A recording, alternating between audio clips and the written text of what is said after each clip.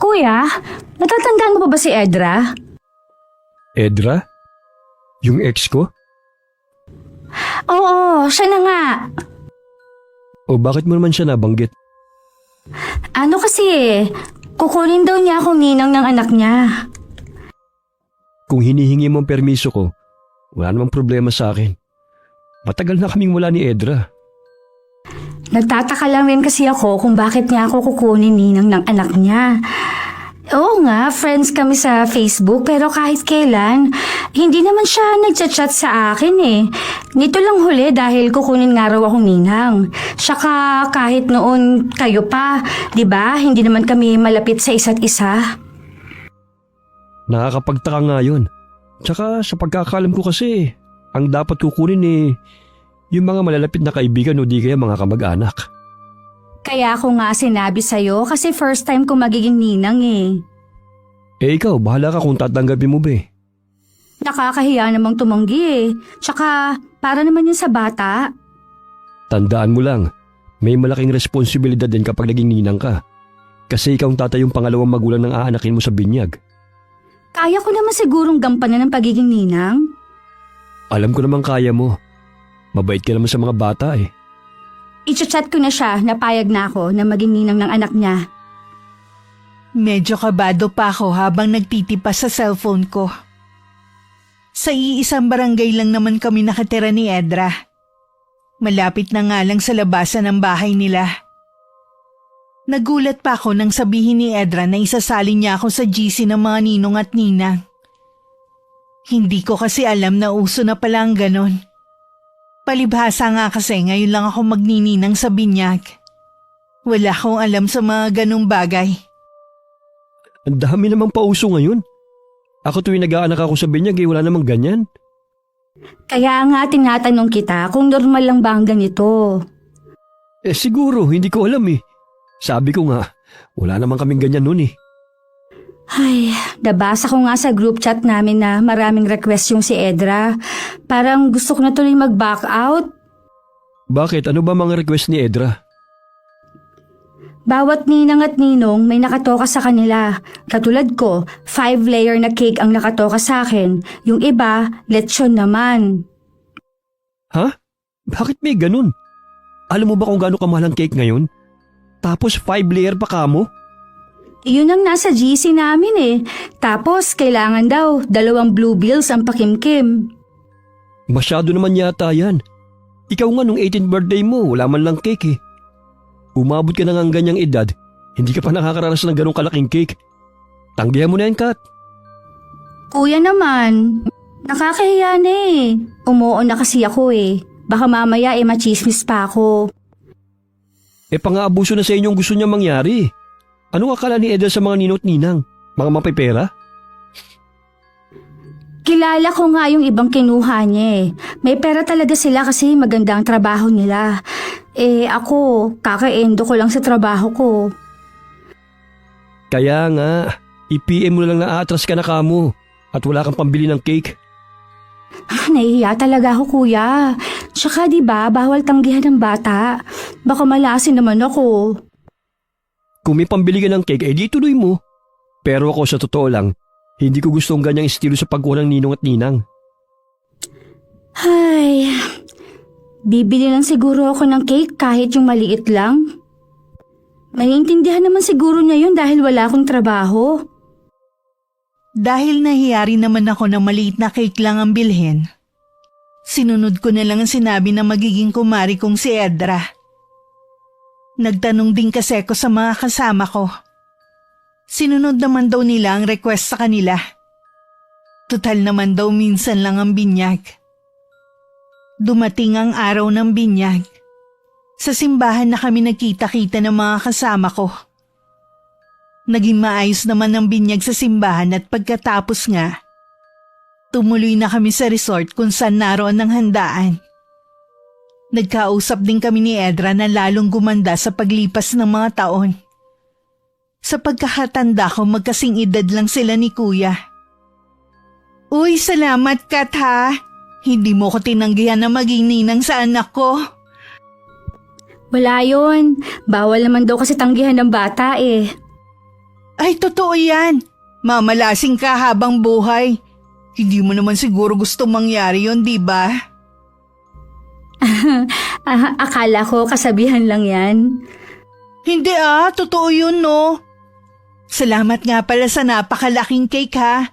Nag-enjoy lahat ng mga bisita. Sabi ng mga kamag-anak ko masarap daw. Oo nga pala, baka makalimutan ko. Ito yung sobre. Ha? 2,000 lang? Akala ko ba 2 blue bills lang? Kaya ko lang sinabi yun na 2 blue bills para hindi bababa doon ang bigay ng mga ninong at ninang. Pero dapat mas mataas pa ron. Ikaw lang tuloy nagbigay ng ganitong halaga. Pasensya na ha. Hindi ko kasi alam eh. First time ko kasing magninang eh. Babawi na lang ako sa susunod. Dapat lang na bumawi ka sa susunod sa inaanak mo, no? Tumango na lamang ako bago bumalik sa inuupuan ko. Hindi ko rin magawang tumingin sa mga katabi ko sa lamesa. Alam ko kasi na sa akin nakatuon ang mga mata nila. Bumulong sa tenga ko ang babaeng ninang din na katabi ko. Sinabi niya na siya nga daw 1,000 lang ang inabot niya. Kaya hindi daw siya pinapansin ng kumari naming si Edra. Napangiti na lang ako at in-enjoy na lang ang pagkain bago umuwi. Pagdating sa bahay, naabutan ko na si Kuya Axel na galing sa trabaho. Kumusta ang binyag? Ayos lang. Wala bang pasyaron dyan? Wala eh. Hindi ko nga natikman yung cake na dala ko eh. Pero sabi ng nakatikim masarap daw. Ang laki ng cake na dala, wala man lang pa-take out si Edra? Lahat naman kami walang dala. Ang dami pala namin. Bale, 50 pares kaming ninang at ninong. Wow! Ang dami pala. Aba, bawing-bawin na mag-asawa ang mga nagastos nila.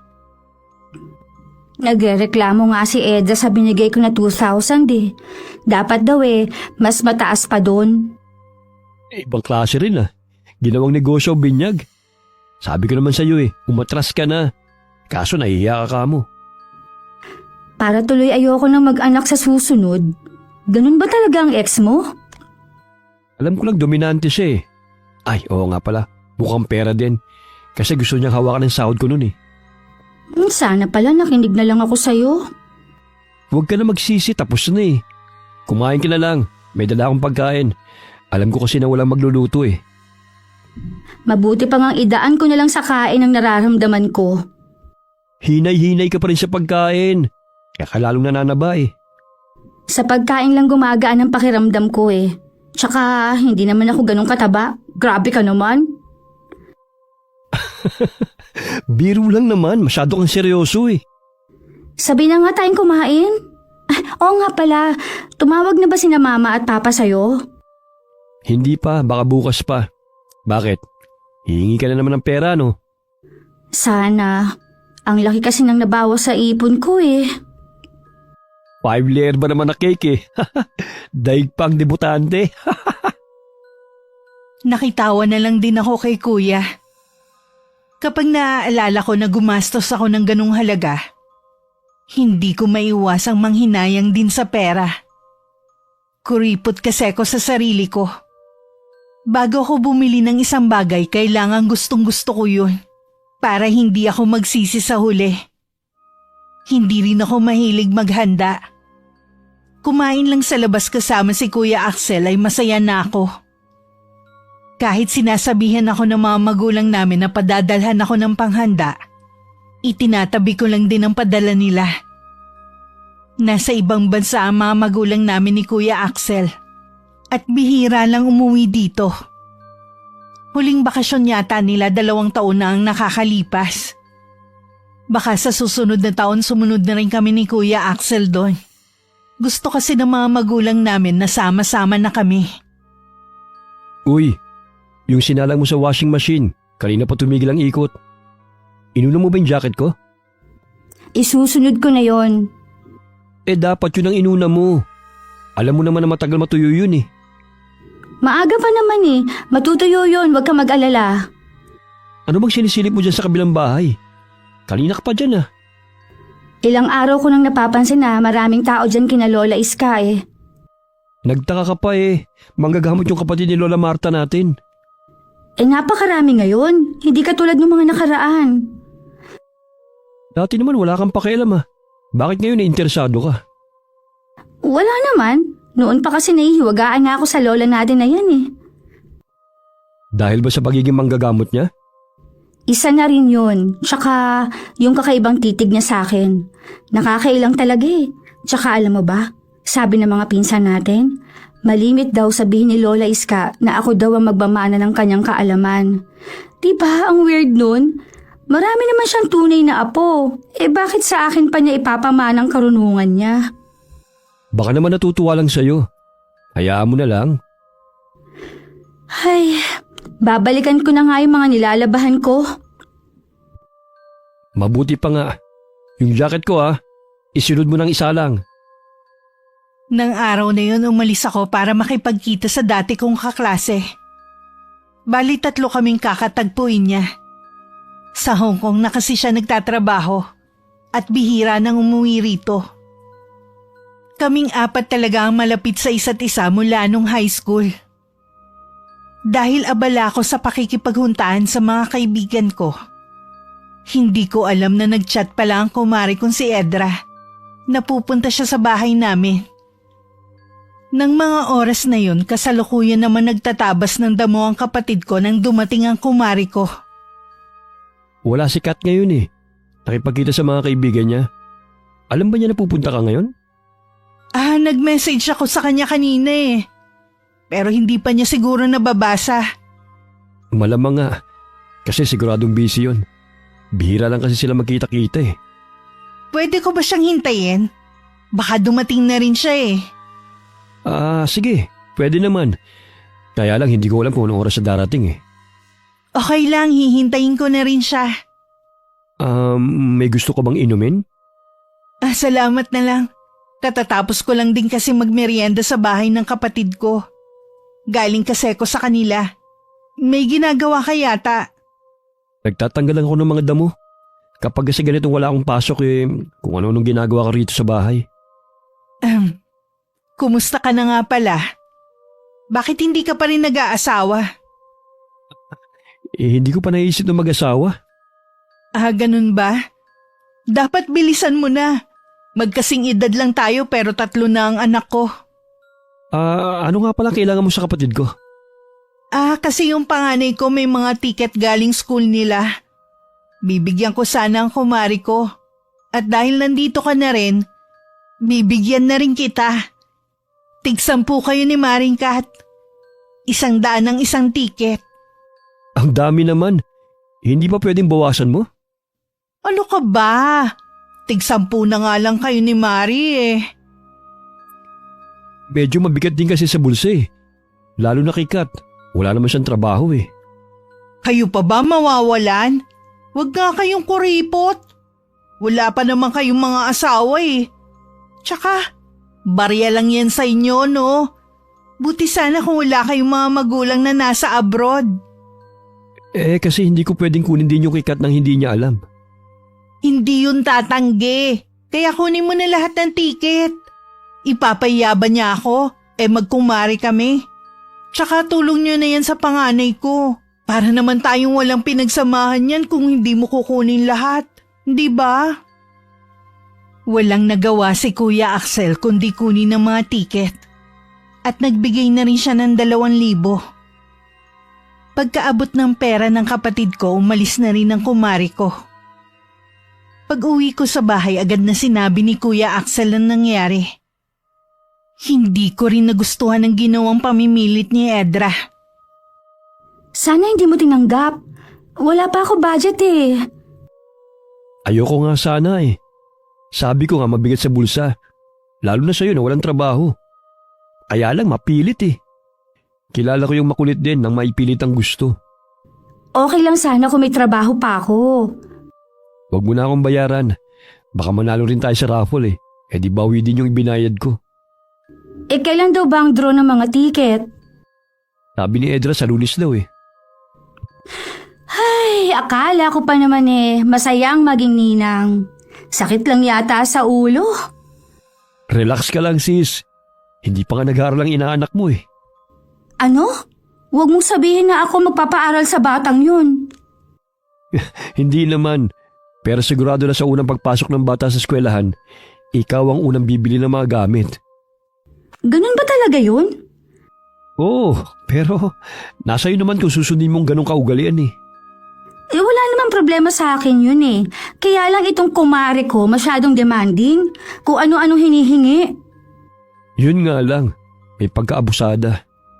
Parang ayoko na tuloy mag-anak ng binyag sa susunod eh. Hindi naman lahat ng mga magulang ay katulad ni Edra. Masarap din naman yung may tumatawag sa yung ninang eh. Naikwento ko rin sa mga kaibigan ko ang tungkol sa kumari ko sa group chat namin. Kahit sila naiimbierna. Iisang sinabi nila sa akin. Sana daw tinanggihan ko na nung una pa lang. Tutal hindi naman pala kami malapit sa isa't isa. Gumaan naman ang pakiramdam ko dahil nailabas ko ang saloobin ko. Bihira lang kami magkita-kita dahil pare-pareho ng mga busy. Sa GC na lang kami minsan nagkukumustahan. Dumating ang araw ng Lunes. Kararating lang ni Kuya nang dumating naman si Edra. Abot tenga ang ngiti niya sa amin. Hi! Kaya ako napasugod dito kasi may ibabalita ako sa inyo. Ano yung sasabihin mo? Nabunot yung 2 ticket niyo sa raffle. Talaga? Anong nakuha namin? Rice cooker lang naman at saka electric fan. Okay na yon. Nasa na nga pala? Nasa bahay. Mare, may hihingin sana akong pabor sa'yo. Ano yon, Mare? Kasi nasira yung rice cooker namin eh. Hihingin ko na lang sana yung napanalunan mo. Tapos sabi nung anak ko, pwede daw bang sa kanya na lang yung electric fan para meron siya sa kwarto niya. Sabi ko sigurado na papayag ka naman dahil mabait ka. Gusto rin kasi namin ni Kuya eh. Pwede naman kayong bumili eh. Kayang-kaya niyo naman yan. Ipaubayan mo na lang sa amin yun. Pareho bang sa akin nakapangalan yung ticket? Oo. Kaya nga alang-alang sa pagiging magkumari natin, pagbigyan mo na ako, ha? Sige na nga. Thank you, Mare. Sabi ko na, hindi ako mapapaya sa'yo eh. Sige, Mare, uuwi na muna ako, ha? Bye! Pangklase rin talaga yung kumari mo. Hayaan mo na. Hindi naman talaga natin kailangan at meron naman tayo eh. Sana hinintay niya magkusa ka. Hindi yung pangungunahan ka niya. Mabuti na lang Kuya, hindi mo siya nakatuluyan, no? Sinabi mo pa. Iniisip ko nga kung ano kayang sinasabi ng asawa niya sa ginagawa niya. Tingin ko naman mabait yung asawa. Ito lang talagang kumari ko ang problema. Akala ko matatahimik na ang buhay ko sa mga susunod na araw. Hindi pa pala. Panay kasi ang chat sa akin ng kumari ko. Umuutang ng pera dahil nagipit daw sila. Walang pambiling gatas. Kawawa naman daw ang inaanak ko. Para sa bata nagbigay naman ako. Nakukonsensya din naman ako na walang mainom na gatas ang bata. Ilang araw lang lumipas, nagchat na naman nagipit daw sila at may sakit ang inaanak ko. Alanganin daw ang sahod ng asawa. Baka daw pwede ko siyang pahiramin ng pambili ng gamot. Nagkataon naman na wala ako sa bahay at kinabukasan pa ang uwi ko. Kung ano-ano na mga sinabi sa akin sa chat. Hindi daw niya ako mapapatawad kapag may masamang nangyari sa anak niya. Para tuloy sa sabog ang ulo ko sa kakaisip. Sinabi niya yon? Oo, Kuya. Pakiramdam ko tuloy ang sama ako ng tao dahil tinanggihan ko siyang tulungan. Itong tandaan mo, wala kang obligasyon sa babaeng yon, lalo na sa anak niya. Kapag nag-chat ulit siya, huwag mo na lang sagutin pa. Kung nandito lang ako kahapon kahit ako pa magdatid sa bahay niya. Kung hindi lang sa bata sasabihin ko sana sa'yo na magsuluyan na lang sana kayo ng kandila Pero huwag na natin idamay yung bata. Wala naman siyang kasalanan eh. Sana nga wag na siya mag-chat pa sa akin eh. Mas matatahimik pa siguro ako nun. Kilala ko si Edra. 5 taon din kami magkasintahan. Magpapalamig lang yon. Tapos kakausapin ka na naman na parang walang nangyari. Hindi rin siya marunong mahiya kapag ginawa pa niya yun. Pagkatapos sa mga binitiwan niyang salita sa akin. Kasalanan ko rin. Hindi kita binalaan sa ugali ng babaeng yon. Huwag mong sisihin ang sarili mo, kuya. Ako naman ang may gusto na tanggapin ang pagiging ninang ng anak niya. Ang mabuti pa, lumabas na lang tayo. Huwag ka na magluto. Sa labas na tayo kakain. Parang wala akong ganang lumabas ngayon dahil sa nangyari eh. Huwag kang papapekto sa babaeng yun. Mag-ayos ka na. Hihintay na lang kita sa labas. Napilitan naman akong sumama kay Kuya Axel. Mabuti na nga lang napilit niya ako. Nag-enjoy naman ako sa pinuntahan namin. Pag-uwi, tuluyan ko na rin nakalimutan ang lahat. Ilang araw muna akong hindi gumamit ng cellphone. Inabala ko muna ang sarili ko sa ibang bagay. Bala ko na rin mag-apply muna ng trabaho habang hinihintay kung kailan kami makakaalis ni Kuya para makasama na namin ang mga magulang namin. Halos 2 linggo na mula nang mangyari ang sagutan namin ni Edra. Tama nga si Kuya. Parang baliwala na lang dito ang mga sinabi niya sa akin. Matamis niya akong initian nang pumunta siya sa bahay.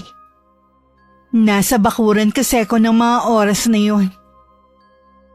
Kumusta ka na, Mare? Nag-chat ako sa iyo ah. Hindi ka kasi active sa GC ng mga ninong at ninang eh. Hindi kasi muna ako nagsi-cellphone eh. Ganun ba? Kaya pala hindi mo alaman tungkol sa plano. Anong plano? Kasi 2 buwan na lang eh. Birthday na ng inaanak mo. Bawat ninong at ninang may nakatoka. Ganun ba? Total naman eh, ikaw na yung sumagot ng cake nung binyag. Ikaw na lang sumagot sa lechon, ayos lang ba? Ano ka mo? Nagbibiro ka ba? Yung iba nga eh, mas mahal yung nakatoka sa kanila. Yung 2 ninong sila yung sasagot sa catering. Alam mo ba kung magkano ang buong lechon ngayon? Alam ko naman. Pero kayang-kaya mo yan, ikaw pa. Isa pa pala, may ginawa kong listahan ng mga regalo. Magpapalabunutan kayo. Kung ano yung nabunot ng bawat isa, yun dapat ang regalong matatanggap ng inaanak nyo. Alam mo naman na wala akong trabaho. Anong ibibili ko ng lechon at regalo? Hindi ba pwedeng kung ano na lang ang makayanan ko? Ano ka ba, Mare? Minsan lang mag-birthday ang inaanak mo eh. Pagbigyan mo na. Oh, ito pala, dala ko yung lagayan. Pwede ka nang bumunot. Yung iba kasi pinuntahan ko na kanina. Kailangan ba talaga to? Oo naman. O, wag mo ipapakita sa akin ha. Ayoko pa rin mangako kasi wala naman akong pinagkukunan ng pere. Alam mo yan. Sana naman huwag ka mamilit. Bakit ka pumayag na maging ninang ng anak ko kung magrereklamo ka lang pala? Hindi ko naman kasi alam na ganito pala magiging papel ko sa anak mo. Naku, Catherine, swerte kaya ang nag-aanak sa binyag, no? Kaya wag ka ng puro reklamo. Kapag nagkaanak ka rin, maiintindihan mo ko. O paano, aalis na ako ha? Pupunta pa kasi ako sa isa nating kumari eh.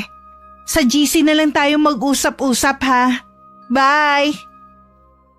Marami pa sana akong gustong sabihin pero nagmamadali na si Edra na umalis. Kumaway pa siya sa akin. Hindi naman ako makamuha agad na nanatiling nakatayo lang. Maya-maya tiningnan ko ang nakatuping papel. Nanlaki ang mga mata ko nang mabasa kung anong regalo ang nabunot ko. Ilang oras din akong tulala hanggang dumating na nga si Kuya galing trabaho. Sinabi ko naman sa kanya na pag-usapan namin ni Edra. Tawang-tawa pa siya nung una. Nang makita niya akong naiinis na, bigla naman siyang sumeryoso. Huwag ka na magalit dyan. Hindi naman ikaw ang tinatawanan ko kundi yung plano ni Edra eh. Sa pagkakataong ito, Hindi ko nahahayaan na siyang masunod. Hindi ba siya marunong mahiya? iPad ang gusto niyang iregalo ko sa anak niya? Anong malay ng bata wala pang 1 taon. Malamang siya o ang 2 niyang anak ang gagamit. Ako nga nagtitiis sa luma kong cellphone tapos siya hihingi ng ganong regalo. Sumusobra na nga talagang babaeng yun. Ay, magpapadala lang ako ng regalo na kung ano ang gusto ko. Bahala ang ibang ninang at ninong kung susundin nila ang kapritsyo ng kumare namin. Tama yan, Kat. Manindigan ka kung anong tama. Sa totoo lang, masyado na ring abusado ang ibang mga magulang. Hindi na nila binibigyan ng konsiderasyon ng mga kinukuha nilang ninong at ninang. Ang pinakamalala sa kanila yung ex mo. Huwag ka naman magalit sa akin. Matagal na naman kaming wala ng babaeng yun eh. Ay, kahit kailan talaga. Ayoko nang mag-anak sa binyag. Grabe ang trauma ko sa nararanasan ko ngayon. Huwag mong sabihin yan. Hindi naman lahat tulad ni Edra. Katulad ni Abby. Kukunin daw tayong ninong at ninang sa binyag ng anak niya. Si Ate Abby ba na apo ni Lola Iska ang tinutukoy mo? Oo, wala nang iba. Bumalik na sila dito sa lugar natin. Nung 1 araw lang daw sila dumating. Sa bahay ba dyan sa kabila sila nakatira? Oo, puntahan mo minsan. Naiilang ako kay Lola Iska Mabait naman si Lola Iska. Alam ko naman yun. Iba lang kasi siya makatitig sa akin para bang binabasa niya ang kaluluwa ko. Kasi nga paborito ka niya. Sa'yo nga niya planong ipamana yung kanyang karunungan sa panggagamot eh. Ay nako, wala akong balak maging albularya Pwede mo namang tanggihan kapag inano ka ni Lola Iska. Kinabukasan dinalaw ko si Ate Abby sa kanila. Wala noon si Lola Iska. Meron daw pinuntahan kaya napalagay naman ako. Nasa 2 buwan pa lang ang anak ni Ate Abby at ng asawa niya. Wala na daw silang balak sundan dahil sa hirap ng buhay. Nalaman ko rin na puro kamag-anak lang ang kinuha niyang ninong at nina. Para daw nasa malapit lang at hindi na rin iba. Sa pag-uusap namin, hindi ko rin napigilan na ikwento si Edra. Nagulat siya nang malaman na ninang ako ng bunso ng babae. Sinabi rin niyang ganun daw talaga ang ugali ng babaeng yun. Pauwi na sana ako noon nang ipatawag ako ni Lola Iska. Dumating na pala siya at lamang nandun ako. Mabuti naman iha, dumalaw ka rito. Opo, nabalitaan ko po kasi na nandito na nga daw sina Ate Abby. Kukunin daw niya po kami ni Kuya Axel na ninong at ninang. Mabuti naman hindi na iba ang mga kukunin niya. Mahalaga kasi ang gabay ng mga ninong at ninang. Kung sakaling hindi magampanan ng mga magulang ang kanilang tungkulin. Oo nga po, Lola, kumusta naman po kayo? Ayos lang naman po. Mas magiging masaya sana ako kung dadalasan mo ang pagdalaw sa akin dito. Baka kasi mamaya makaalis na kayong magkapatid. Sige po Lola Iska, dadalawin ko po kayo palagi. Wala naman po akong ginagawa sa amin. Salamat po. Siya nga pala. Nakikita ko na lagi mong kausap si Edra. Iwasan mo siya, Apo. Kapahamakan lang ang idudulot niya sa'yo. Ano po ang ibig ninyong sabihin? Dadanas ka ng matinding paghihirap dahil sa kanya. Hindi maganda ang aura niya. Gustuhin ko man po kasing iwasan siya, hindi po ganun kadali. Inaanak ko po kasi ang bunso niyang anak. Hay, mag-iingat ka pa rin sa kanya. Ito, suotin mo ang pulseras na ito. Gawa yan sa iba't ibang uri ng buto ng prutas. Para saan po ito? Pampaswerte at proteksyon laban sa masasama. Salamat po Lola, palagi ko po itong susuot. Ang ganda po, tamang-tama lang po sa akin ito. Hindi rin po kasi ako mahilig magsuot ng mga palamuti Gusto ko po ito dahil simple lang. Ilang sandali pa nagpaalam na rin ako kay Lola Iska. Madilim na rin kasi at baka hinahanap na ako ni Kuya Axel. Nangako na lang ako kay Lola na babalik na lang sa ibang araw. Pagka-uwi ko nakapagluto na si kuya. Tiningnan ko rin muna ang cellphone ko. Napakarami na palang chat sa akin ni Edra at maging sa GC namin. Binasa ko lang lahat pero hindi ako sumagot. Diretsahin mo na siya na hindi mo maibibigay yung gusto niya. Kahit ba sabihin ko na kaya ko, hindi naman yata tama yun.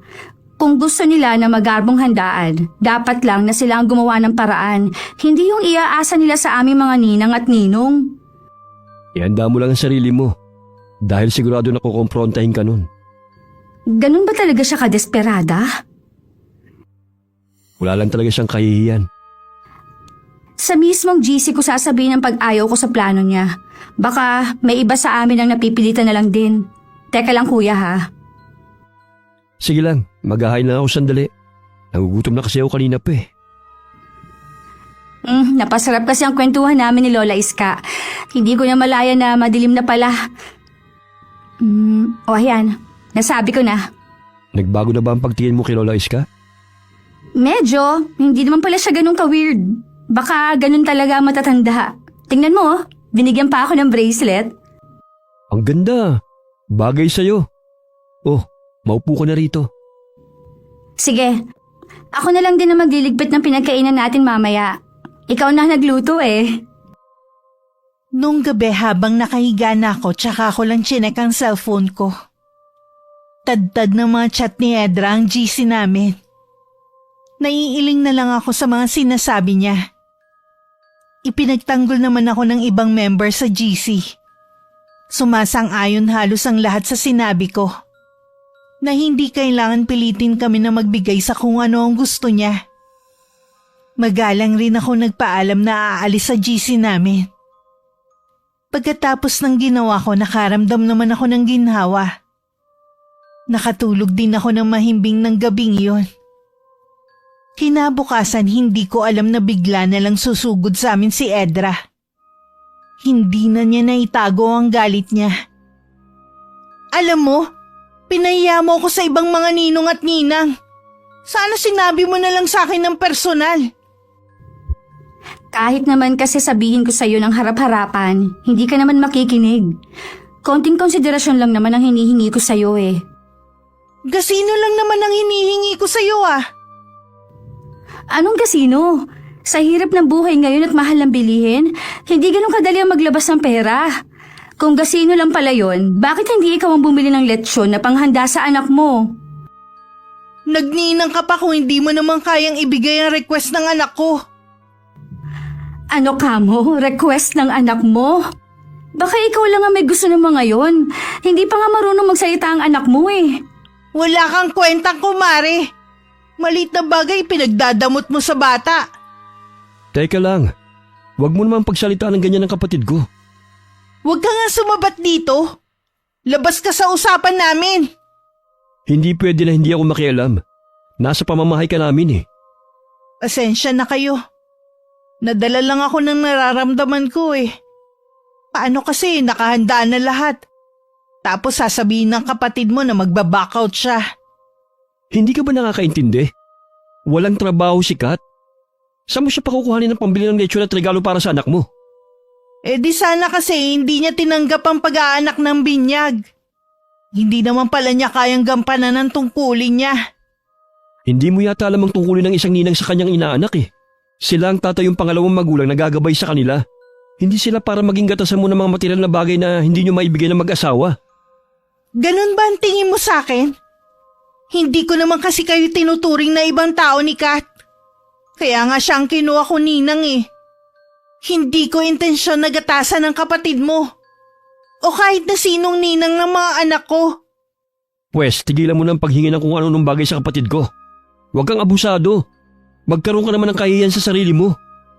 Akala mo naman eh, krimen na nagawa ko para pagsalitaan mo ng masasakit. Sana maisip mo rin na ganoon din ang nararamdaman nila kapag pinipilit mo. Ay, kay Kat lang naman ako may kasalanan eh. Kat, pasensya ka na ha. Ayos lang, pasensya na rin. Walang-wala din kasi ako eh. Aalis na ako. Baka hinahanap na kasi ako ng mag-aama ko eh. Hindi ko naman maiwasang maawa sa kumari ko. Mukha kasi siya napaya sa mga sinabi ni Kuya Axel. Nang sulyapan ko ang kapatid ko, parang wala lang naman sa kanya ang nangyari. Nang sumunod na araw dumalaw ulit ako kay Lola Iska. Kitang-kita naman ang saya sa mukha niya nang makita ko. Kalaunan nalaman ko na kaya gustong-gusto niya ako. Kamukha ko nung kapatid niyang namatay. Nalaman ko lang yun nang ipakita niya sa akin ng lumang litrato ng isang babaeng naka-Filipinyana na may hawak na abaniko. 18 lang siya nung mamatay. Ilang buwan pagkatapos kuhanan ng kanyang larawan. Hindi ko po alam na may namatay po kayong kapatid. Wala po kasing nababanggit noong nabubuhay pa si Lola Martha, maging po si Mama. Matagal na kasi ang pangyayaring yan. Baka nakalimutan na rin nila. Kami kasi ang malapit ni ate noon. Kaya kahit matagal nang nangyari ang pagkamatay niya, lagi ko pa rin siyang naaalala. Ano po ang ikinamatay niya? Basta na lang siyang nagkasakit noon. Hanggang maratay sa higaan. Halos 1 buwan din siyang naghirap. Dahil para lamang sa mga mapepera ang pagpapatingin noon sa doktor, hindi na namin siya nadala sa ospital. Sabi ng isang tumingin sa kanya, barang daw ang ikinamatay niya. Dahil nung malagutan siya ng hininga, nagsipaglabasan sa lahat ng butas ng katawan niya ang mga iba't ibang insekto. Barang po? Nalaman niyo po kung sino ang may gawa nun sa kapatid niyo? Hindi na namin natukoy pa. Mabait ang ate ko. Wala siyang kaaway ni isa. Pero marami ang naiinggit sa kanya dahil sa angkin niyang ganda nung araw. Hindi man lang pala nabigyan ng hustisya ang pagkamatay niya. Ipinasa Diyos na lamang namin ang nangyari sa kanya. Lola, totoo po ba talaga ang barang? Oo, iha. Marami na rin ako nagamot ng mga binarang noon. Napansin ko nga rin po na marami pa rin nagpapagamot sa inyo hanggang ngayon eh. Kahit mahina na ang katawan ko, hindi ko pa rin mahindian ang mga lumalapit sa akin. Dapat po siguro magpahinga na kayo sa panggagamot nyo. Hindi rin po kasi biro ang pagharap sa maraming tao. Balang araw, iha. Kusa na rin akong titigil. Makahulugan pang tumingin sa akin si Lola Iska. Mula na naging malapit ako sa matanda, madalas na ako sa kanila. Masaya din kasi siyang kausap. Minsan naman kapag nagpapahinga pa si Lola Iska, si Ate Abby ang madalas kong kakwentuhan. Sa kanya ko rin nalaman na kung ano-ano ang ipinagkakalat ni Edra tungkol sa akin. Kesyo napakakuripot ko daw na ninang. Ako naman daw ang nagpresenta na maging ninang ng anak niya. Naiinis man nagsawalang kibune lang ako, kesa lumaki pa ang issue. Huwag mo na lang pansinin ang mga sinasabi niya. Matindi talagang trauma ang inabot ko sa kanya. Sa susunod, matuto ko na lang tumangi kapag may kukuha sa iyong ninang. Lalo't hindi mo naman lubusang kilala. Ay, siguro magpapadala lang ako ng regalo sa inaanak ko kahit para na lang sa bata. Pwede rin naman, tapos tuwing Pasko mo na lang bigyan ng regalo. Malapit na rin pala ang pabinyag ni Ate Abby. Wala pa tayong nabibiling regalo. Sabay na tayong bumili sa 1 linggo. Nagpadala pala sila mama ng panggastos natin dito. Bilhan na rin daw natin ng regalo yung anak ni Abby. Sabik na rin ang mga yun sa apo. Di ba nga, pinipilit ka niya dati na mag-asawa na? Hindi ko pa talaga oras para mag-asawa nun. Meron naman daw sa yung irareto sina mama kapag naroon na tayo. Ayaw talagang tumigil ni mama. Sabi ko nga sa'yo gusto na nilang magkaapo. Siyempre, ikaw ang kukulitin nila. Huwag na nga natin pag-usapan ng tungkol sa bagay na yan. Alis muna ako ha. Magkikita kasi kami ng kaibigan ko eh. Ilak mo ang pinto ha. May dala naman akong susi eh. Sige kuya, mag-iingat ka ha. Dumating ang araw ng kaarawan ng inaanak ko kay Edra. Wala akong balita kung natuloy ba ang paghahanda niya. Ipinaabot ko lang kasi ang regalo ko. Nung dumating ang araw ng pabinyag ni Ate Abby, hindi ko akalain na imbitado rin pala ang mag-asawa. Sabi ni Ate Abby, asawa raw niya ang nag-imbita sa kanila. Habang nakaupo ako sa sulok, lumapit naman sa akin si Edra. Oh, isa ka pala sa mga ninang ng anak ni Abby. Oo, kami ni Kuya Axel. Mga pinsan nga lang ang kinuha ni Ate Abby ng mga ninong at ninang. Wala talaga kayong kawala. Madali kayong hagilapin kapag Pasko. Hindi naman habol na mag-asawa mga regalo. Gusto lang kasi nila yung hindi iba sa kanila. Sa bagay nga. May iba nga pala ako. Natanggap pa ba yung regalo ko para sa inaanak ko? Oo. Hindi mo talaga sinunod yun sa palabunutan. Hindi talaga kaya ng bulsa kong hinihingi mo eh. Kita mo nga itong cellphone ko, ilang taon na ito. Hindi ko pa rin napapalitan. Eh di ba nasa abroad ang mga magulang nyo? Hindi kasi porket nasa abroad ang mga magulang namin ni Kuya, aasa na kaming maraming pera kahit wala naman. Kung nagpapadala man sila, sapat lang.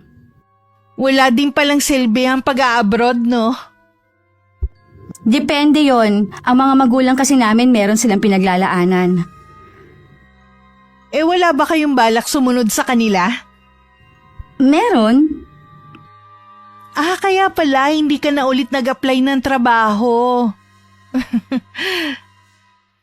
Pagkatapos ng pag-uusap namin ng araw na yun ng kumari ko, panay na naman ang chat niya sa akin. Minsan pumupunta rin siya sa bahay para makipagkwentuhan. Minsan magkausap kami nang bigla na lang napatid ang pulsera sa kamay ko. Nagtataka naman na pinulot ko ang nagkalat na beads. Pwede mo ba itong ayusin, Kuya? Bigla na lang napatid kanina habang nag-uusap kami ni Maring Edre. Ilagay mo muna dyan. Ayusin ko mamaya. Madali lang naman yan eh. Ay, salamat naman. Bigay pa naman ni Lola Iska ang pulseras na yan. Mukhang okay na naman ulit kayo ni Edra. Oo, siya naman tong lumapit at nakipag-usap eh. Wala naman ba siyang hinihingi na kahit na ano? Wala naman. Mabait na siya makipag-usap eh, hindi katulad dati. Nahihiya nga raw siya sa'yo eh. Kaya tinataon niyang wala ka rito sa bahay kapag pupunta siya. Alam mo, sa totoo lang, hindi ko gusto ang pakikipaglapit na naman niya sa'yo. Ewan ko ba? Baka may iba na naman siyang intensyon. Wala naman siguro. Tsaka sinabihan na natin siya eh. Wala siyang mahihita sa atin. Hindi naman na sumagot pa si Kuya Axel. Ipinaalala ko ulit sa kanya ang tungkol sa pulseras bago ko siya iniwan. Madalas nga nagchat-chat sa akin ang kumari ko. Gusto lang daw niyang maglabas ng saloobin niya. Wala daw kasi siya mapagsabihan ng mga problema niya sa bahay. Katulad na lamang ng pagkukulang ng asawa niya. Isa sa ikinabigla ko nang sabihin niya na hanggang ngayon mahal pa rin niya si Kuya. Nagsisisi na daw siya kung bakit siya nakipaghiwalay sa kapatid ko.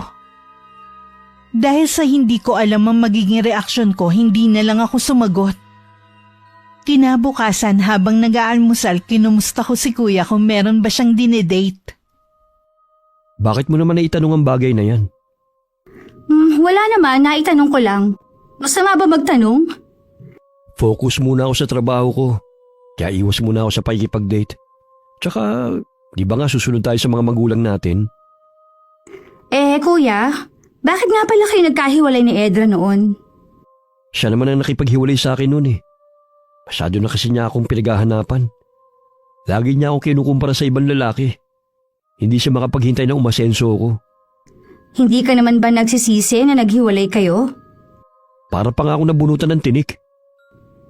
Ganun ba? Akala ko pa naman meron ka pang nararamdaman sa kanya. Wala na no. Tagal na naming wala eh. Bakit? Napag-uusapan niyo ba ako? Ha?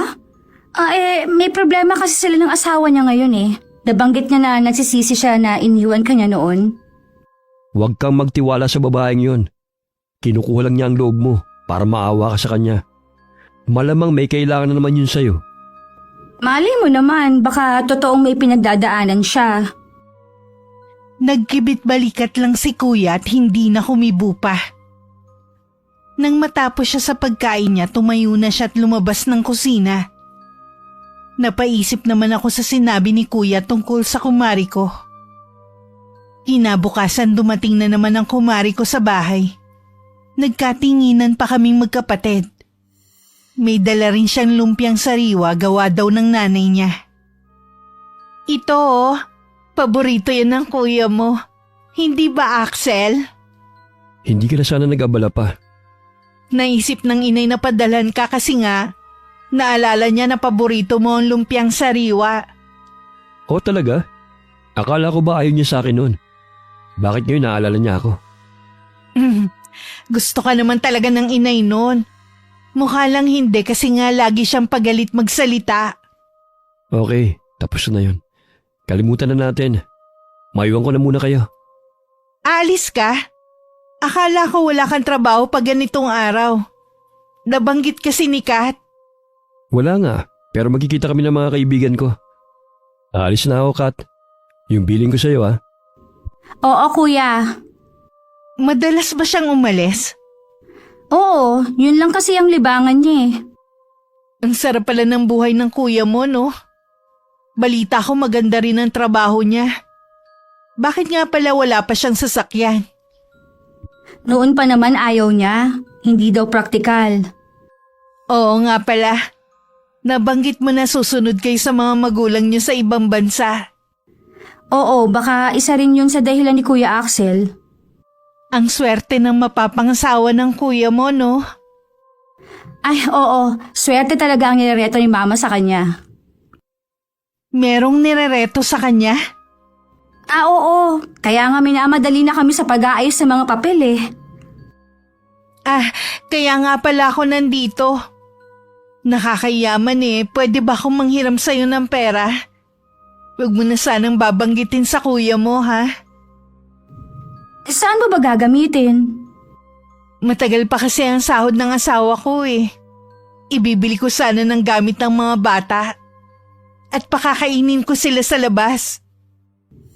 Ito lang kasi ang mapapahiram ko sa'yo eh. Ha?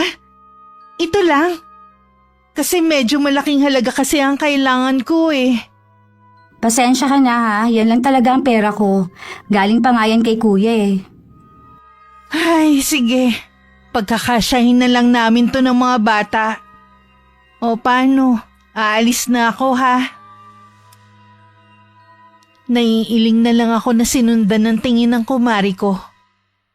Hindi niya maitago ang pagkadismaya sa mukha niya. Nang mga sumunod na araw, laging nagchat-chat ang kumari ko sa akin. Bumalik na naman siya ng pangungulit sa panghihiram sa akin. Tuwing sinasabi kong wala akong pera, binubueltahan naman niya ako na nakakapasyal nga daw kami ng pinsan ko kung saan-saan. Tapos sasabihin kong wala akong pera. May mga pagkakataon na napipikon ako sa kanyang mga sinasabi. Kaya madalas hindi ko nalang pinapansin ang mga chat niya. Para makaiwas din, madalas ako sa bahay ni Lola Iska. May problema ka ba, iha? Bakit nyo naman po niya itanong yan, Lola? Nakikita ko kasi sa mga mata mo eh. Paano po kasi yung kumare ko? Wala nang ginawa kundi umutang at manghingi ng mga bagay para sa mga anak niya. Wala namang masama kung magbibigay tayo sa kapwa natin. Lalo na kung walang-wala naman talaga. Pero dapat may limitasyon pa rin para hindi ka abusuhin. Nagbibigay lang naman po ako dahil sa inaanak ko. Kaya lang po napansin ko na umaabuso na rin. Hindi ko na nga lang po pinapansin ang mga chat niya sa akin eh. Si Edra ba ang tinutukoy mo? Opo, siya nga po. Hindi maganda ang naririnig ko sa pamilya ng babaeng yon. Mabuti pa iwasan mo na bago ka pa mapahamak. Nabanggit niyo nga po sa akin yan dati pa. May kutob ako na may masamang binabalak ang babaeng yon. Layuan mo na siya hanggat maaga. Tinatakot niyo naman po ako, Lola. Huwag ka matakot. Isang babala lang naman ang sinasabi ko sa iyo. Sige po, iiwasan ko na lang po siya. Napuno na rin po kasi ako sa kanya eh. Para din naman sa iyo ang sinasabi ko eh. Alam ko naman po yun. Lagi mo pa rin bang suot ang pulseras na ibinigay ko sa iyo? Opo, hindi ko po ito inaalis sa kamay ko. Mabuti naman kung ganon. Marami pa kami na pag-usapan ni Lola Iska. Lingid sa akin ng mga oras na yun tumatangis naman si Edra.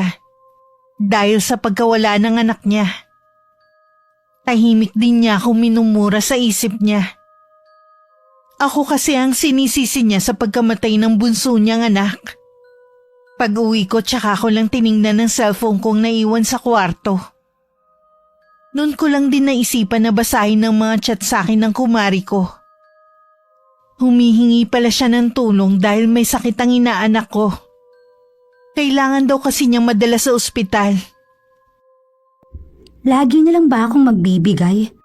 Marami naman kaming kinuha niyang ninang eh. Dapat doon naman siya humingi ng tulong. Kinabukasan isang masamang balita ang nakarating sa akin. May ilang sandali rin ako napatulala at hindi makapagsalita. Hindi kasi ako makapaniwalang patay na ang inaanak ko kay Edra. Para akong mauupos na kandila kaya naupo muna ako. Parang ang bilis ng pangyayari. Totoo ba talaga yun? Kahit ako hindi rin makapaniwala sa balita. Pero totoo. Sabi kahapon daw binawian ng buhay yung bata sa ospital. Dahil sa impeksyon sa dugo. Kaya siguro nangihiram sa akin ng pera si Edra. Totoo naman palang may emergency. Marami naman siyang pwedeng mahiraman. Bakit ba ikaw na lang ang lagi niyang nilalapitan? Hindi ko alam. Samahan mo naman ako sa kanila. Oo, pupunta tayo ron. Hindi ko maiwasan na sisihin ang sarili ko. Baka nailigtas pa ang bata kung pinahiram ko na lang siya ng pera. Huwag mong sisihin ang sarili mo. Walang may gusto sa nangyari. Kahit na kuya, humingi sa akin si Edra ng tulong. Hindi ko man lang siya pinakinggan muna. Sana inisip ko na lang yung bata. Naiintindihan ko naman ang nararamdaman mo eh. Pero wala kang obligasyon sa kanya. Halika na kuya, pumunta na tayo doon. Nang dumating kami sa bahay ng kumari ko, iilan pa lang ang mga tao. Agad ko naman nakita si Edra sa tabi ng maliit na kabaong. Parang gusto kong panghinaan ng loob na lumapit. Pero inakay ako ni Kuya Axel palapit kay Edra. Edra, Mare, Anong ginagawa niyo rito? nabalitaan namin na nangyari. Nakikiramay kami. Ngayon pa kayo lumalapit kung kailan wala ng anak ko? Ilang beses ako nag-chat sa'yo dahil kailangan ko ng mahihiraman. Wala ka talagang kwentang kumare. Pasensya na. Hindi ko kasi alam na emergency pala eh. May magagawa pa ba ang pasensya mo? Tingnan mo ang anak ko. Tingnan mo kung nasan siya ngayon. Hindi ko naman gusto ang nangyari. Hindi mo gusto?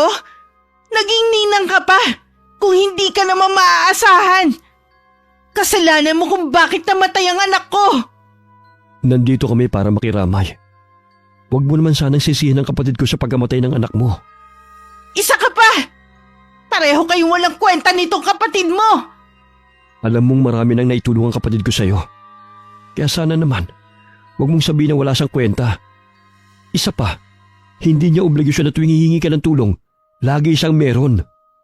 Dito pa talaga ninyo naisip na manumbat ng mga ginawa ninyo. Hindi rin kasi tama na siyang sisihin mo sa pagkamatay ng anak mo. Mabuti pa umalis na kayo. Hindi ko kailangan ng pakikiramay nyo. Mare, Huwag mo akong tawagin, Mare. Mula ngayon hindi na tayo magkumare! Mabuti pa umalis na tayo, Kat. Naipabot na rin naman natin ang pakikiramay natin. Hinila na ako ni Kuya paalis sa lugar na yun habang tuloy sa mahinang pag-iyak. Pagdating sa bahay, nagkulong ako sa kwarto ko. Hindi na rin ako bumalik doon. Hanggang mabalitaan namin na inilibing na ang inaanak ko. Marami ding kumalat na chismis tungkol sa nangyari. Naisip namin ni Kuya na marahil si Edra din na nagpakalat noon. Marami ang naniwala sa kanya. Pero mas marami ang pumanig sa akin. Lalo na ang ibang ninong at ninang ng bata. Huwag kang magpa-apekto sa mga sinasabi ng mga taga rito. Ang iba kasi nakikisawsaw lang sa issue. Hindi ko lang kasi maiwasan, Kuya eh. Lalo na kapag lumalabas ako, ang dami nilang tanong. Huwag mo na lang sila pansinin. Tignan mo, sa kakaisip mo, nangangayayat ka na. Palalamigin ko na lang ang sitwasyon tapos pupuntahan ko si Edra. Hihingi ulit ako ng kapatawaran. Ayoko naman na may kagalit eh. Sige, ikaw ang bahala. Kuya. Ay! Hala, napatid na naman. Pangalawang beses na yung napapatid yung pulseras mo ah. Oo nga eh, pwede bang ayusin mo muna? Oo, pero baka bukas na. May lakad kasi ako ngayon eh. Ako na magsasara ng mga bintana. Baka umagahin kasi ako ng uwi eh. Susunduin ka ba ng barkada mo dito? Kuya? Bakit? Ano kasi, si Edra nasa labas. Dito nakatingin. Ha? Nasaan? Yun oh, tumalikod na. Sana tumuloy siya dito para makapag-usap kami. Hindi na lang muna ako aalis. Tatawagan ko na yung kaibigan kong susundo sa akin dito. Bakit naman?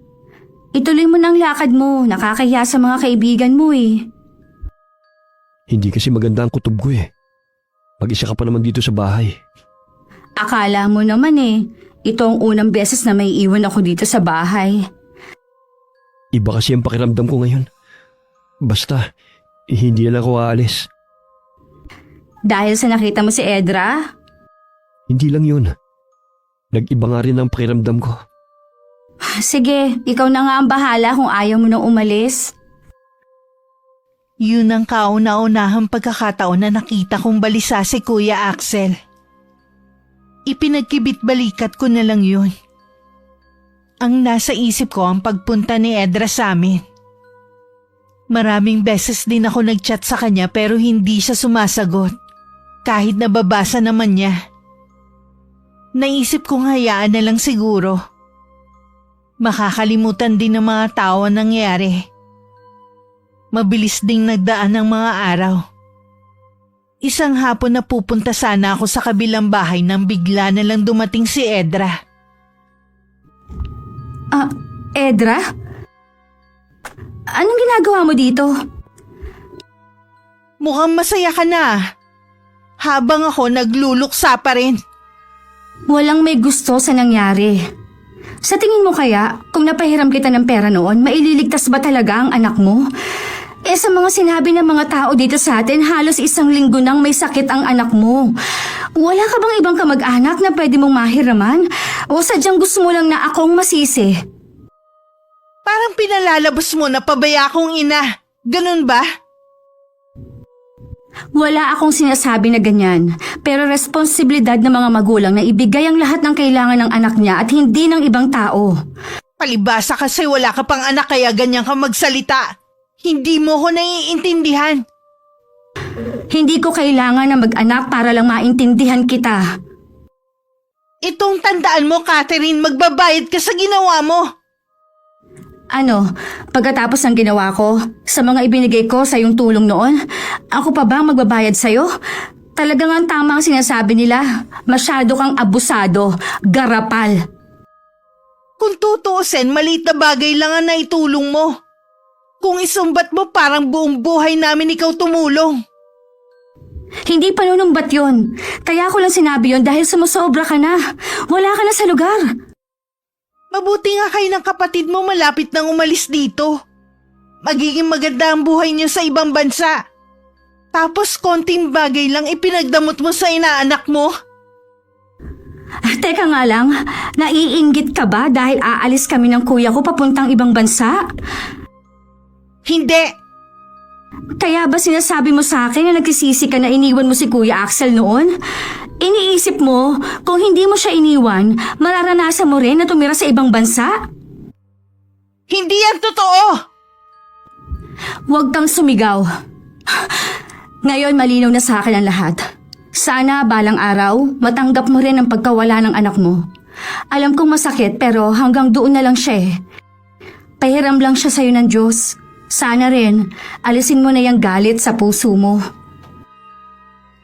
Bumalik na lang ako sa loob ng bahay namin. Nawalan na kasi ako ng ganang pumunta sa kabila. Nung dumating si Kuya Axel nung hapon, sinabi ko sa kanya ang pagpunta ni Edra. Meron din siyang mga sinabi sa akin na ikinagulat ko. Bakit hindi mo sinabi sa akin na nagchat-chat sa'yo si Edra? Hindi naman kasi ako interesado sa kanya na makipagbalikan. Wala akong balak manira ng isang pamilya. Nitong mga nakaraang araw, marami din ako nalaman tungkol sa kanya. Ayaw ko na lang kasing pag-usapan, masyado ng personal. Na ano? Maghihiwalay na sila ng asawa niya? Oo, hindi ko na lang inalam ang buong detalye. Yun nga. Gusto niyang ayusin daw namin ang relasyon namin. Baliw na yata siya eh. Samantalang dati ayaw ng pamilya niya sa akin. Dahil noong mga panahon na yon, hindi pa nila alam na nasa abroad ang mga magulang natin. Mga tao nga naman. Kaya nung gabi na makita ko si Edra, kinabahan ako. Baka kasi may gawin siya, kaya hindi na ako umalis. Nung hindi niya kasi ako makumbinsi na makipagbalikan sa kanya, nagbanta siya na may masamang mangyayari sa atin, lalo na sa'yo. Baka naman hanggang salita lang niya yon. Huwag nating seryosohin ang sinabi niya. Baka dala lang rin ang pagdadalamhati niya dahil sa pagkawala ng anak niya. Baka nga rin. Dahil nga lang sa kanya, biglang nagulo mundo natin. Oo nga eh, nananahimik tayo. Bigla kanyang aalukin na maging ninang ng anak niya. Sa totoo lang, parang gusto kong ibalik yung nakaraan eh. Sana tinanggihan ko na lang siya. Tapos na yun, wala na tayong magagawa pa. Ipagdasal lang natin na sana malinawan ang pag-iisip niya. Mabuti pa kuya, mamasyal na lang tayo. Pakiramdam ko kasi, ang bigat ng bahay ngayon. Basta balihibre mo eh. Oo ba? Kahit si Kuya aminadong parang mabigat ang aura ng bahay namin. Marahil daw sa negatibong dala ni Edra. Nagsuggest pa nga siya na ipalinis ang buong bahay. Sabi ko sa kanila, sa pinakamalapit lang naman na mall kami namasyal. Habang naglalakad at dala ang milk tea, hindi ko maiwasan magpalinga-linga. Hindi naman ganun karami ang tao dahil alanganing araw. Pakiramdam ko kasi may mga matang sumusunod sa amin. Kanina ko pa yun nararamdaman. Nung makauwi kami ni Kuya Axel, biglang sumama ang pakiramdam ko. Para akong lalagnatin. Masakit din ang tiyan ko. Baka nalamigin lang ang tiyan mo kanina. Nakadalawa ka ba namang milk tea? Baka nga kuya, ang sakit talaga eh. Gusto mo bang ipagtimpla kita ng mainit na gatas? Maligamgam na tubig na lang kuya. Sige, ikukuha lang kita. Pati na rin gamot. Bakit ba sobrang sakit? Hindi kaya nausog ako? Pero wala naman kaming nakausap ni kuya kanina. Papalaway na nga lang kay kuya kahit wala naman siyang usog. Oh, ito na ang tubig mo. Isabay mo na rin tong gamot mo. Sabi mas okay daw inumin ng maligamgam na tubig kapag iinom ng gamot. Salamat kuya. Siya nga pala, pwede mo ba akong lawayan? Baka nausog lang kasi ako. Sige ba, dawayan lang pala eh. Kung gusto mo, duraan ko pa eh. Kuya naman eh, kadiri ka. Masama lang ang pakiramdam ko eh. Joke lang naman. Sa tiyan ba kita lalawayan? Oo, sobrang sakit talaga. Ha? Ang tigas ng tiyan mo. Parang kahoy. Ano ba kinain mo? Kuya, huwag kang magbiro ng ganyan. Hindi ako nagbibiro, Kat. Ang tigas talaga ng tiyan mo. Sobrang sakit ba? Oo, kuya eh. Baka bumuti na rin ang pakiramdam mo maya-maya. Nakainom ka na rin naman ng gamot eh. Gusto mo pa ng tubig? Hindi na, kuya. Itutulog ko na lang tong sama ng pakiramdam ko. Baka bukas maayos ng pakiramdam ko. Sa kabilang kwarto lang ako ha. Tawagin mo lang ako kapag may kailangan ka. Mababaw lang naman ang tulog ko eh. Nang makalabas si kuya sa kwarto ko, tumagilid ako ng higa. Patalikod sa may pinto. Sa ganung posisyon kasi ako nagiginhawaan. Nakaidlip naman ako. Pero pagsapit ng hating gabi, nagising akong nasusuka. Hindi pa man ako nakakatayo sa higaan ko. Isinuka ko na lahat ng kinain ko ng araw na yun. Inaapoy din ako ng lagnat. Basang-basa na rin ako ng pawis. Kahit nahihiya akong gisingin si kuya, tinawag ko pa rin siya. Kuya! Kuya Axel! Tulungan mo ako! Aray! Ang sakit ng tiyan ko! Kuya Axel! Tulong! Namaos na lang ako sa kakasigaw pero hindi nagising si kuya sa kabilang kwarto. Nagtataka naman ako kung bakit hindi siya magising sa lakas ng mga sigaw ko. Nakakaramdam na rin ako ng panghihina. Dahil kanina pa akong walang tigil sa pagsusuka. Napansin ko ring gumagalaw ang tiyan ko. Nang tanggalin ko ang kumot, ganun na lang ang takot ko. Nang makitang lumaki ito na parang lobo. Umaalon-alon din ito. Buong magdamag tuloy akong walang tulog dahil sa kakaibang nangyayari sa akin. Good morning sa maganda kong kapatid. Ayos na ba ang pakiramdam mo? Kat, anong nangyari sa'yo? Kuya, kagabi pa ako tawag ng tawag sa'yo. Hindi ka magising. Tinatawag mo ba ako? Wala akong narinig eh. Buong gabi akong gising dahil sa sama ng pakiramdam ko. Dapat pala, hindi mo na kita iniwan kagabi. Anong nararamdaman mo ngayon? Ang tiyan ko sobrang sakit. Nangihina na rin ako sa kakasuka. Teka lang, bakit may sugat ka? Kagabi wala naman yan ah. Hindi ko alam, kuya. Sobrang sakit ng buo kong katawan. Pakiramdam ko rin parang may tumutusok sa tiyan ko.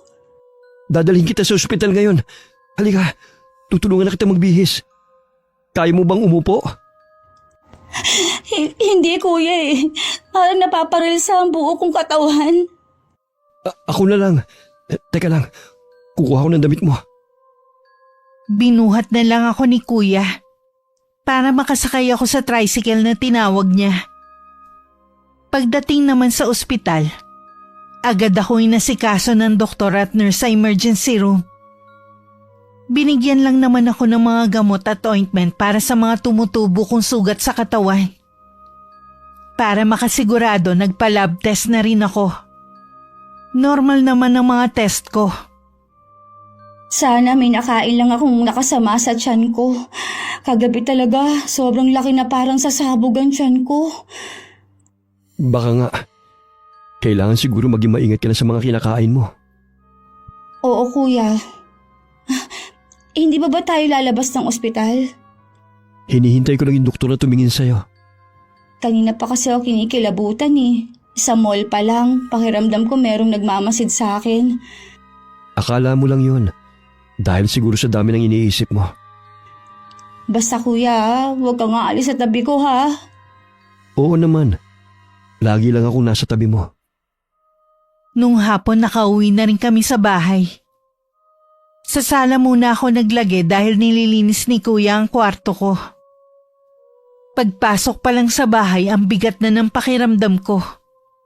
Para bang nawala na ang maliwalas na aura ng bahay namin. Lingid sa kaalaman namin ni kuya, itinuloy ni Edra ang plano niyang pagpapabarang sa akin. Kasalukuyan siyang nasa bahay ng kanyang lolo Hernan. Mag-isa na lamang naninirahan sa bahay na yun na matandang lalaki. Itinakwil na rin siya ng buong angkan niya dahil hindi niya magawang talikuran ng pagiging mambabarang. Noon lang din ulit nagpakita si Edra sa kanya dahil kailangan niya ng tulong ng matanda. Gusto ko siyang pasakitan. Higit pa sa nararamdaman ko sa pagkamatay ng anak ko. Akala mo ba'y mapaglalalangan mo ko, Edra? Ha? Ano pong ibig niyo sabihin? Wala lang naman talaga sa iyo ang pagkamatay ng anak mo. Mas nagagalit ka kasi hindi mo nakuha ang gusto mo. Manang-mana ka talaga sa iyong ina na puno ng inggit ang puso. Hindi ko po kailangan magpaliwanag pa sa inyo. Nangako kayo sa akin na tutulungan niyo ko. Ano pa ba sa tingin mong ginagawa ko ngayon? Hindi ba't ito naman ang gusto mo? Ang pahirapan ng babaeng yon? Opo. Gusto ko hindi na siya makaalis. Sila ng kapatid niya. Wala akong pakialam sa totoong ikinagagalit mo sa kanya. Sa ngayon, kasalukuyan na siya nagdurusa kagaya ng gusto mo. Pakatandaan mo lamang, oras na hindi ka magtagumpay sa plano mo, babalik sa iyo ang ginawa mo sa babaeng yon. Pagsapit ng gabi, nagumpisa na naman akong sumuka. Sa pagkakataong yun may kasama ng dugo at mga insektong katulad ng ipis, alupihan at mga uod. Nakakakilabot ang nakikita ko. Lalo't gumagalaw pa ang mga yun. Pero wala akong magawa kundi ang umiyak na lang. Lalo ring dumami ang mga sugat sa buong katawan ko. Maging ang loob ng bibig ko hanggang lalamunan may mga sugat na rin. Kuya, hindi ko na kaya. Pakatatag ka, Kat. Tinatawagan ko na rin ang mga magulang natin para ipalam ang nangyayari sa iyo. Huwag na, kuya. Ayokong mag-alala sila sa akin. Mag-aalala talaga sila sa iyo. Magulang natin sila eh. Nakikiusap ako sa iyo, wag na. O sige na, hindi ko na ipapaalam. Huwag ka nang umiyak. Aayusin ko muna yung mga damit mo. Dadaling kita ulit sa ospital. Ano kaya ang sakit ko, kuya? Hindi kaya noon pa may malubha na akong sakit tapos ngayon lang lumabas? Hindi ko masasagot yan, Kat. Kasi hindi naman ako doktor eh. Pero pangako, lahat gagawin ko para gumaling ka. Salamat, kuya. Hindi ko alam kung anong gagawin ko kung wala ka sa tabi ko. Kapatid kita. Dadamayan kita sa lahat ng oras. Teka lang ha. May kumakatok sa may pinto. Panay ang usal ko ng dasal sa isip ko ng mga sandaling yun. Hindi ako reliyosang tao, pero naniniwala ako sa kanya.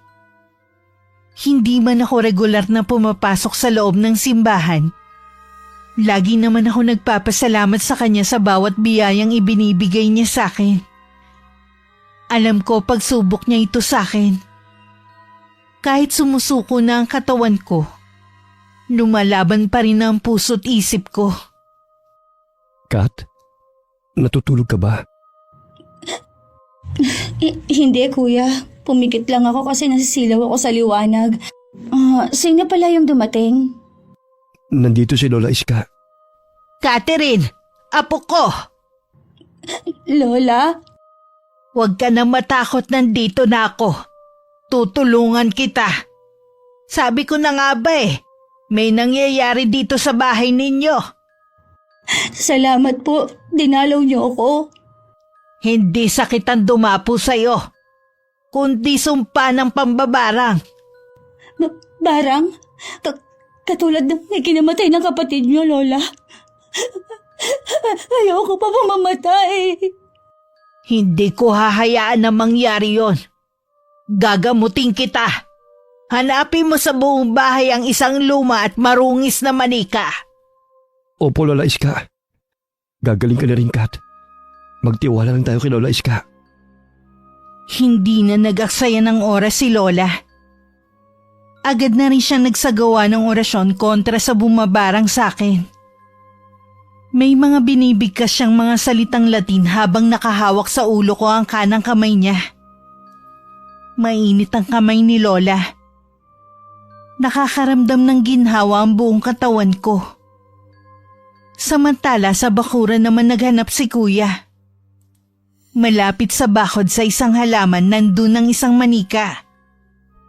Agad niya yung kinuha at dinala kay Lola Iska. Samantala sa bahay ng lolo ni Edra, bigla na lang namatay ang mga kandila sa altar. Hindi maaari! Natalong sumpa ko! Ha? Ano pong ibig niyo sabihin, Lo? May magaling na albularing tumalo sa sumpang ibinigay ko sa babaeng yon. Ibig sabihin may gumamot kay Catherine pero sino? Hindi kaya si Lola Iska? Mas malakas sa kanya kapangyarihan kaysa sa akin. Gumawa kayo ng paraan, Lolo Hernan. Hindi pwedeng matalo na lang kayo basta. Wala na tayong magagawa pa. Umuwi ka na sa inyo. Ihanda mo ang sarili mo. Sigurado na babalik sa atin ang ginawa natin. Nararamdaman ko yon. Pero Lolo Hernan, ayoko pong bumalik sa akin ng barang. Sinabi ko na sa iyo, bago pa natin gawin ito. Oras na hindi tayo magtagumpay. Babalik sa atin ang ginawa natin. Kaya ako lumapit sa inyo kasi akala ko magaling kayo. Tapos sasabihin nyo ngayon may mas magaling pa sa inyo. Patawarin mo ko, Apo. Humingi ka na lamang ng kapatawaran sa taong pinabarag mo. Baka sakaling makaligtas ka pa sa galit ng manggagamot na yon. Bakit pa kasi ako nagpadala sa galit ko? Kat, patawarin mo ko. Kung gaano kabilis na tumubo sa balat ko ang mga sugat, ganon din yun kabilis na naglaho. Niyakap naman ako ng mahigpit ni Kuya Axel habang naiiyak. Si Lola Iska naman ay hawak ang manika. Sabi niya ibabalik niya sa taong yun ang sumpa. Nalaman din namin kay Lola Iska na si Edra ang nagpabarang sa akin. May balita na ba kay Edra? Hindi ko alam kung nasaan siya. Nagkausap kasi kami ng asawa niya. Hiwalay na rin sila at nasa kanya ang dalawa nilang anak.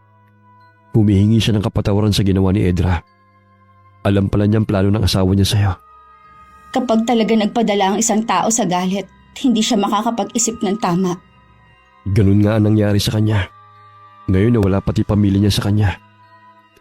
Ayaw na rin kasi makipagbalikan sa kanya ng asawa niya eh.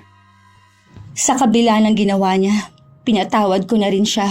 Sa dami ng pagpapalang natanggap ko, ayoko magkaroon ng puwang sa puso ko ang galit. Maging aral na sana kay Edra nangyari sa kanya. Naway makuha pa rin niya ang kaligayahan na hinahanap niya. Dinalaw ko rin si Lola Iska sa bahay nila. Gusto ko ulit kasi magpasalamat sa ginawa niyang pagpapagaling sa akin. Naabutan ko siyang nakaupo sa kanyang tumba-tumba.